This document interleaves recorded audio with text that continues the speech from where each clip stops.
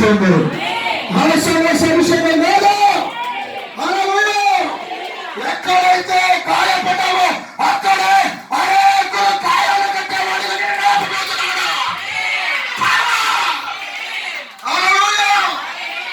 Even కడుపులో 9 నెలల పిండం చచ్చిపోతే అప్పుడు నా నిశ్చితార్థం. హల్లెలూయా. నిశ్చిత అర్థం అయిపోతుంది. హల్లెలూయా. ఇంకేమైందంటే ఊరంతా వచ్చేసారు. ఇక కడుపులో పిండం చచ్చిపోయింది. ఆవిడ పేరు బాబా.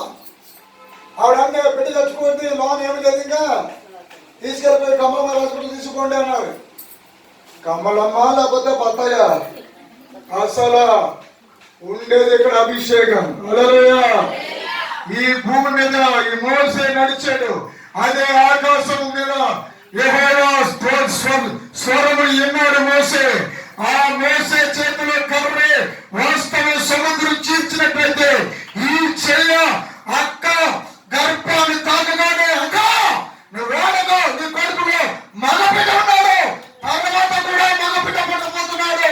ఇదిగో మీరందరూ చూడండి, చూస్తుండగానే ఈ కొడుకులో బిడ్డ ఆ పక్కకు భోగమని తిరుగుతాడు అని ప్రవచనం చెప్పాను. చెప్పి చెయ్య పెట్టి పెట్టగానే భూమని తిరిగాడు.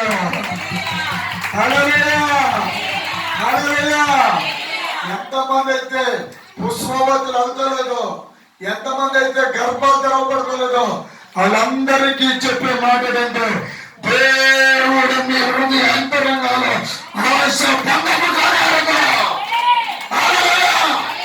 ఈవెన్ కూతురు, ఈవెన్ ఆస్ట్రేలియా వెళ్ళబోతున్నావు. హల్లెలూయా. ఈవెన్ లండన్ వెళ్ళబోతున్నావు. హల్లెలూయా. హల్లెలూయా.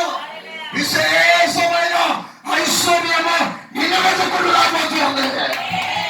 అసలు నేను కన్నానికే చాలా ప్లాన్ చేసి పంపించాడు దేవుడు.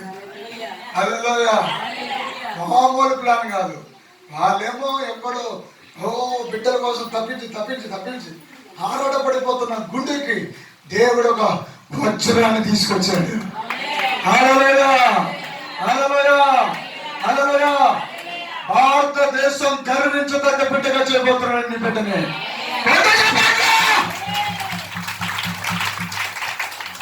ఆశ్రమంగా ఆశీర్వాదం ప్రార్థన చేస్తారు.